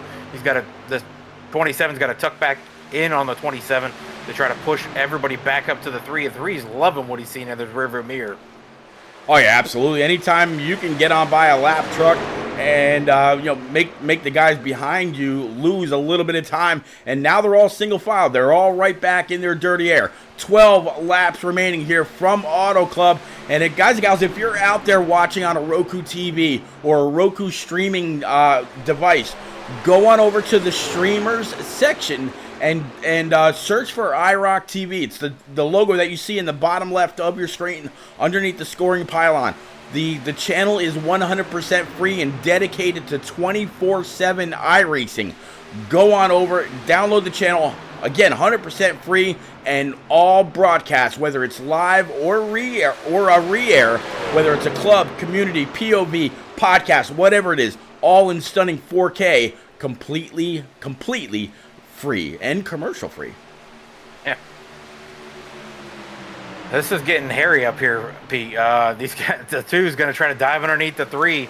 I'm surprised the 2 is able to do this with his little bit older tires, and the 3 is going to be able to hang on the outside, but the 46 and 27 are definitely going to play a part in this, depending on which side of the draft they want to go with. Looks like they're going to go with the bottom with the 2 right now to try to push him past, because I don't think they want to see Brian get another win in the series. And we're 3 wide for the lead. Absolutely, 3 wide going into turns 1 and 2. The 46, he's going to try to pull a little bit of a slide job. Will he have the momentum? 2's kind of blinking out. No, come on. There we go. Internet kind of blinked out a little bit on me. But yeah, 2 able to hold it and come up with the slider. 3 now back to P2. He's got the 46 of Chris Mefford to his inside. Gabe Ellison just watching all this, hoping that these guys get together, and he's not part of it. Yeah, this is close now, Pete, with now 9 to go as we come across the line. I was kind of worried there for a second when we were 3 wide for the lead. Medford just dove it down in there. And I didn't think it was going to stick, or if the 2 was going to be able to get to his outside, if the 46 would throw the block. 46 thought better of it, did not throw the block, and the 2 was able to go around the outside, but that opened the door also for the 3 to come back around the 46. He's going to have to regather and think about what to do and try to do the same thing that the 2 just did with the 3. And hope the 27 goes with him. Absolutely. So is the 27 tired of the 3 and with the championship and the points lead and all that? Just doing a great job week after week. Does he want to see somebody else win? Is he somewhat bigger, better friends with the 46? There are no real teams here in this series. Obviously the McCann brothers and the Meffords and the Quicks and whatnot. But this racing up front has been absolutely phenomenal, Kurt. Absolutely, and it's been swapping positions all over the place. 27 tucks in behind the 3, pushes him past the 46. That's going to put the 46 back to third. 27's on the outside trying to carry the momentum. These guys are trying to take 2 for 1s or even 3 for 1s in some quarters when they get side by side with each other. Looking back from the rear window on the deuce of Neil Quick right now, everybody just single file, staying right there in the draft. 27 to Gabe Ellis. He's going to go ahead and try to throw it low, so that's going to go ahead and kind of put them back side by side right now for P number 2. Yeah, and with 7 to go, P, I think we're okay on fuel. I think the fuel run, I think people were running about 35, 37.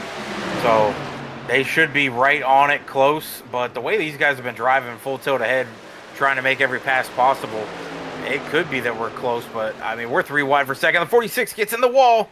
Yeah, 46 tagged the wall just a little bit. In the lap before that, the 3 coming around the deuce. I think the 2 might have thrown a little bit of a block, not 100% sure, and got the 2 very wobbly. Yeah, so that's gonna take the 46 almost out of this. Let's take a look at the right side of that 46 of Chris Mefford right quick and see what he's got going on here. Looks like the right front, for the most part, is not that bad. Take a look. No, right rear's also okay. So it might have just kind of bounced off the wall. No real issue on this 46. Oh, and the 2 gets into the wall now. And that was, I think, on his own. I don't think he had anything with the 3 on that one. He just kind of drove it in there deep, and it didn't stick. All right, we'll tell you what. Let's go back with Neil Quick, and we'll rewind this old school style. 5 laps to go. See exactly what happened with the 2 right now. You see him up the wall. Let's go ahead and stop it. Let's go ahead and play that. Sometimes karma comes back around, people. When you put 2 guys in the wall, he just got tight as he got really tight as the 3 came flashing on by. That's what that was. All right, let's go ahead and bring it back live. Yeah, this is going to allow Brian, though, to escape from all of these guys battling hard. He's got about a half second over Gabe Ellison. 46 is still in this. He's chasing the 27 right now to try to get up closer to his back bumper to help push him towards the 3 so that they can battle it with the 3. But I don't know if they're going to have time to do it, Pete, because it seems to take at least a couple laps to do it. And then it takes a lap or two to actually think about and process the pass that you need to make. Yeah, here comes the lap down truck of the 83 of Brandon Metford, right down on that low line, kind of right in the groove of the 3. So we'll have to see what happens with those guys. 3's way up high now. The 83 is going to come on down right close to the apron, not go on it. But Brian McCann, what's he going to do with this machine? Looks like he's going to go ahead and take it high. Yeah, we'll see if the 83 does anything with the 2 when the 2 comes back around. Because that's twice he's put a Medford in the wall. We'll see. 27 just trying to stay right there in the draft, up by the wall. 46 of Chris Medford, also right on the back bumper of that 27. 3 laps remaining with the 3 out front, Kurt. You think Brian McCann gets it done, or is he paying attention to every little thing that could possibly be going wrong with that 3 right now? I think he's probably got enough in there to finish this thing off. Like I said, it takes a little while for these guys to get back to him, and then it takes a little bit to build the momentum to make the pass. So with 2 laps to go, we're coming to the white flag now, P, after we come off of turn 3 and 4, as we're going through turns 1 and 2 now. I think he's okay. I think he's far enough out in front of the 27. I don't think they get back to him. I mean, it was 3/10 before. Now it's a half second. So he's gained a little bit of time on that 27. So I really don't think anybody catches the 3. Yeah, it's going to be it's pretty tall order as you watch them, and you also watch the scoring pylon on the left-hand side of the screen. It's now up to 6/10 between the leader and P number 2. So Gabe Ellison, while he was back there and having one hell of a strong run, sitting about P4, just watching everything unfold in front of him. Now he's up on the high side. Chris Medford down on the bottom, but I don't think he's going to have anything for the 27 as they exit turn 2 down the straightaway, and it's just one set of turn, Kurt, or one set left of turns, Kurt. It's all yours. Well, Brian McCann going to come up behind a lap down car of Ryan Crooks as he comes off turn 4. Not going to be a player in this one as he's far enough out in front, but Brian McCann going to come off turn 4 to Auto Club, come around through the front stretch and collect his, I believe, 4th win of the season, Pete. There you go. So the 3 coming across the start stripe. Barney shows him the checkers, and that is going to be it for Auto Club, leaving just 4 more races left on the Season 6 schedule. Gabe Ellison does absolutely lock down P2. Chris Medford, P3. Neil Quick, 4th. David Trumbley, 5th. Vincent Short, Mike Koch, Stoney Benfield drops back to 8th. Doug Wysocki, 9th. Robert Barney, Ryan Crooks. Robert Barney's going to round out the top 10. Ryan Crooks, 11th. Brandon Medford, Cook Quick, Dylan Dellinger, Bill Walker, Chris Wally, Byron Jones, and Joshua Funkhauser to go through our 18 truck field. All right, it's time to go ahead and clear the boards for this 3. He's absolutely earned it. Yeah, it's all yours, Brian. Burn them down.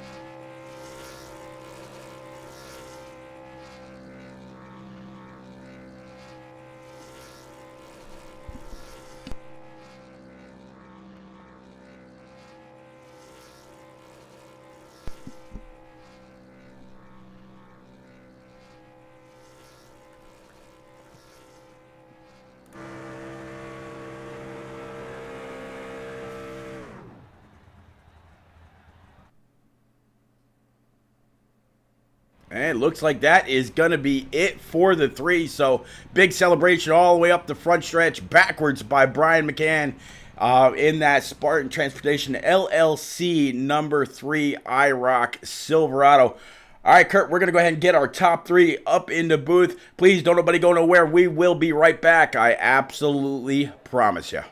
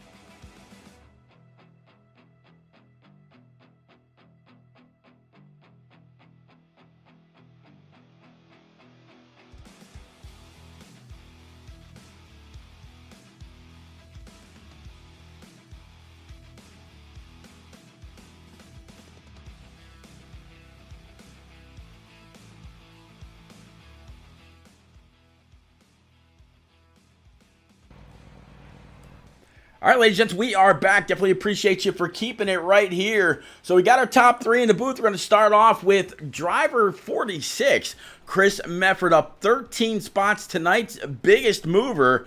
And Kurt, driver 46 with you. All right, Chris, that 46, you came from the back a little bit. You made your way through the field. You got up into the top 3. You were challenging there for the lead. You took the lead for a couple of laps there before we had the green flag stops. You guys came back out. You worked your way right back up into the contention with the 2 and the 3. You and the 2 kind of went at it. The 3, you guys all were kind of swapping positions back and forth there with a 27.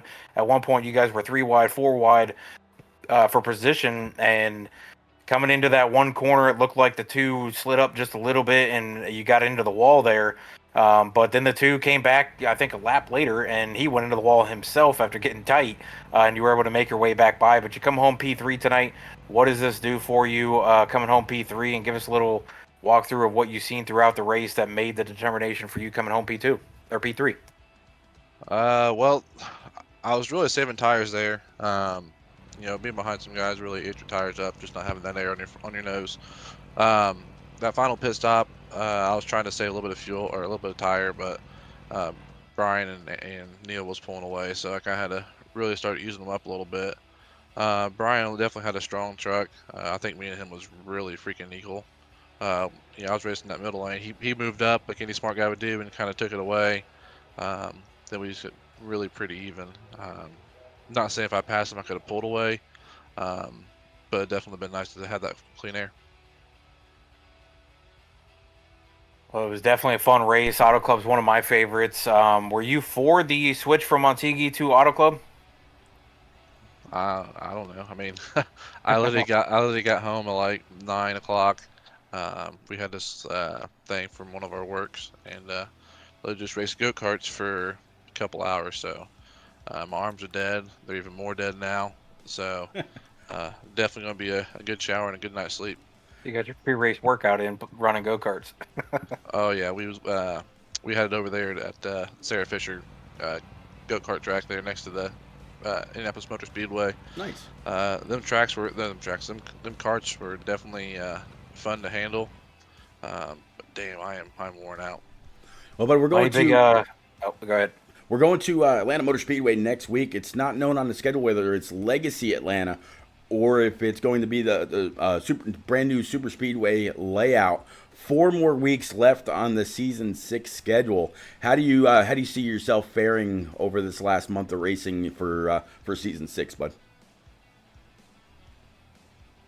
I don't know. I really don't even look at the schedule too much. I don't ever have time to go out and practice. I think I run 3 leagues, so. Oh wow. I know there's a lot of guys that run all week, but with family and work and everything, so I just kind of run the league nights, and whenever we get into practice, that's my first time on the track. So I really just come out, try to have fun, race with my teammates, race with my brother, race with Brian, Gabriel, Neil, all them guys up front. It was definitely fun. I wish Crooks didn't get the wall there going to 1. I think we had like a 5 or 6 truck breakaway. Yep.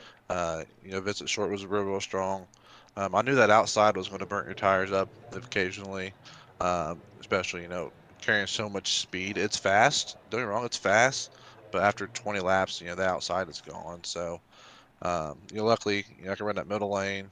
I tried working the outside late in that run, but I think my tires were gone. Just being behind Brian, all of us so freaking fast. It was basically anybody's game. So it was a fun race.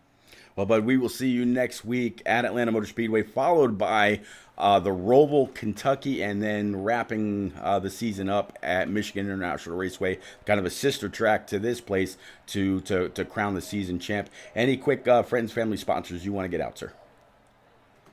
Yep, I thank you guys for the broadcast. It's always great. Thanks for Wally for putting on for putting up with all of us. Congrats to Brian Cheater McCann. On winning that, Gabriel had a hell of a run. Like I said, even once we all got spaced out, we couldn't catch each other. So, top 3, I can't be too mad. Thank our sponsors: Race for Riley, Zoe's Place, Ellie's Place, Lucky Finn Project, Mission 22. We, as you guys know, we race for a lot of causes. Yep. On our other trucks. So, thanks to Spartan Logistics. I can't think of. Thanks, Brian Rick. I haven't seen him around for a while. Hope he's doing all right. Yeah. Thanks for everybody that puts with us. There you go. All right, so he just said a big thank you and congratulations to Gabe Ellison. Well, we're gonna go ahead and bring Gabe up on up to the booth. Gabe, it's repeating SWAT's up in the booth, but you got a copy? I got you. All right, Gabe. So P2, you're just kind of hanging there in that 27, watching the battle between the 3, the 2, and the 46. And I would imagine everything you were seeing out of your windshield was just blowing your mind. Not quite sure which line to go to, but all the while possibly thinking in the back of your mind you would just love to see these guys wreck, and you go on up and maybe take the W, or maybe gain a spot or two that they foolishly give on up. Walk us through the last 20 laps or so in that 27 as you're piloting around Auto Club. Yeah, they were going at it. I when after the green flag stop, I come out, I don't know, a second and a half behind all of them. So when I caught him, I thought, I may have killed my tires here, so I need to drive very passively until the end and try to save some rubber. And luckily they were going at it like that, so my strategy was to just hang out behind them, save as much tire as possible, and then wait for a good opportunity. And then I got one where I went to pass, and we ended up 4 wide at one point with a lap car in the 3, and ended up having a little bit of contact there and dropped back to 4th again. But eventually they kind of took care of themselves with whatever happened. I think Neil got in there, got a little tight, and then Chris may have done the same thing. So but yeah, it was really fun, and I thought I might have something for Brian there at the end, but I think he had a little bit more tire than I did. I just couldn't get there.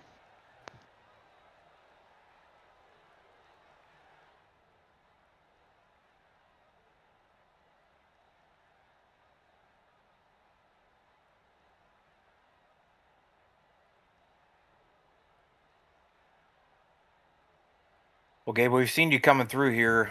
You've gotten up close to the points and everything. How are you looking at the rest of your outlook of the season with the tracks that are coming up here? Yeah. feel pretty good about them. I do pretty well on super speedways. I got Atlanta's next week, and then we have the Charlotte Roval. I'm not looking forward to that one too much. But then after that, I think we have a couple more intermediates like Michigan and Kentucky. Kentucky. Okay. Well, yeah, I feel pretty good about those. I should be competitive there. So I'm trying to hold on to third in the points. I might have a shot at second with the one drop. I don't know, but the championship's probably pretty well gone to Brian. But yeah, I mean, I think I could definitely hold on to third, maybe get second, and worst case scenario, fourth probably.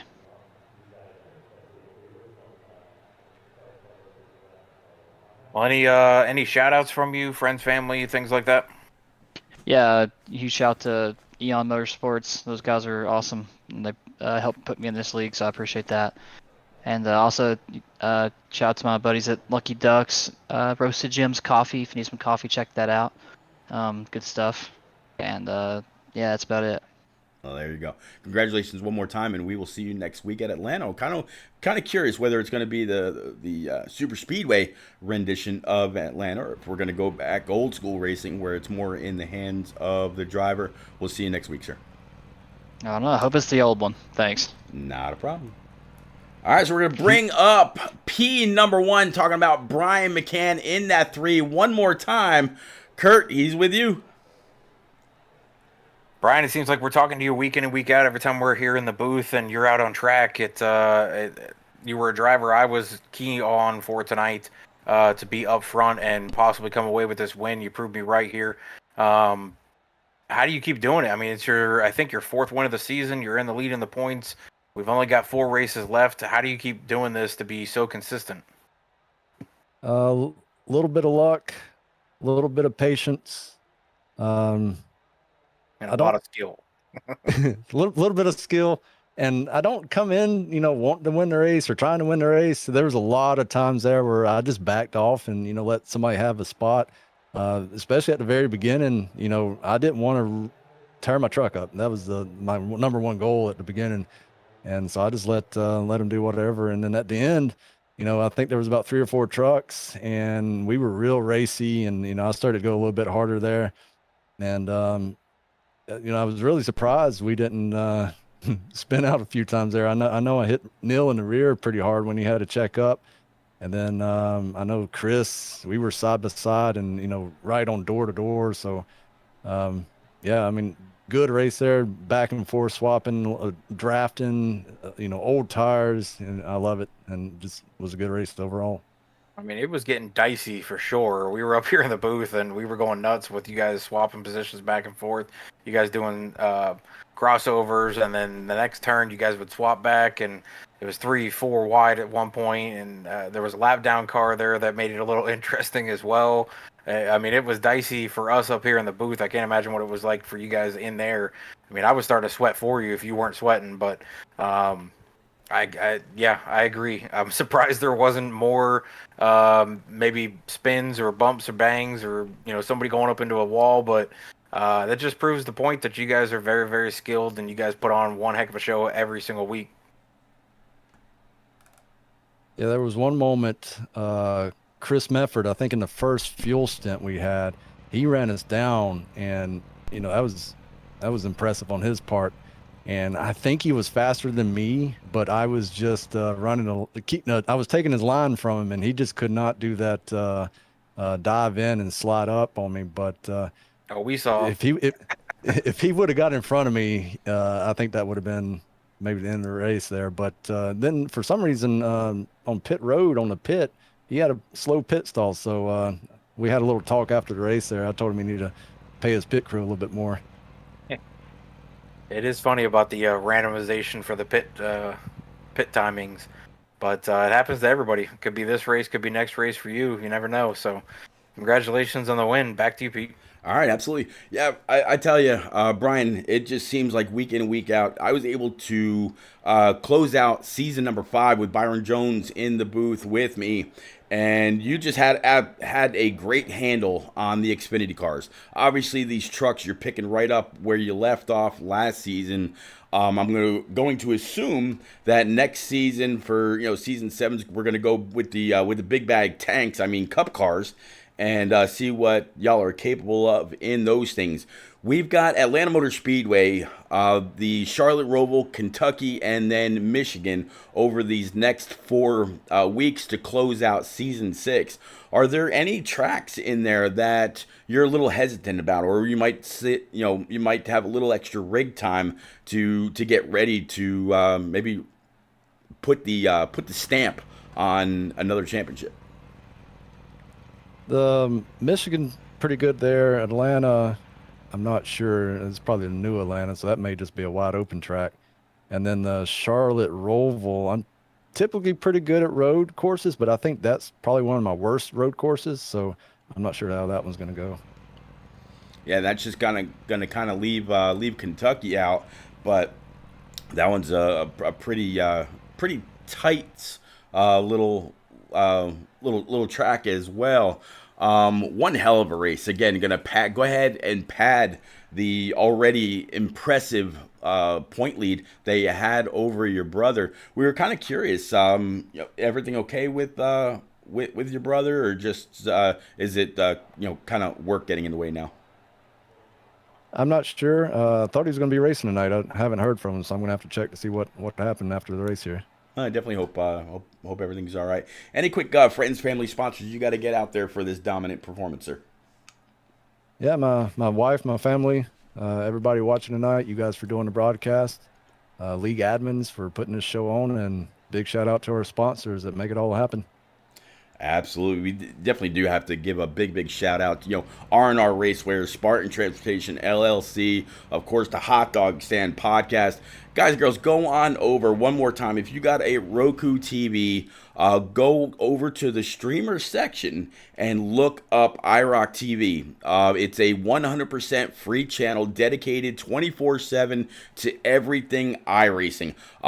You've got, like I mentioned, the Hot Dog Stand podcast. They've had past drivers on there. They talk about all the hot topics. You've got several different leagues, clubs, communities, POVs, whatever it is about iRacing, or you just need to get that fix, go on over. It's broadcast live and re-airs in amazing 4K. You're not going to want to miss it. Again, big thank you to everybody that's been out there all night long on Facebook, Twitter, YouTube, and of course, again, through IROC TV, through your favorite Roku TV or streaming device. We will see you again next week from Atlanta Motor Speedway. For me, Repeat, and of course the one and only Kurt Swatsworth, KS Gaming 51. We definitely appreciate it, and we'll see y'all again soon. Have a great night.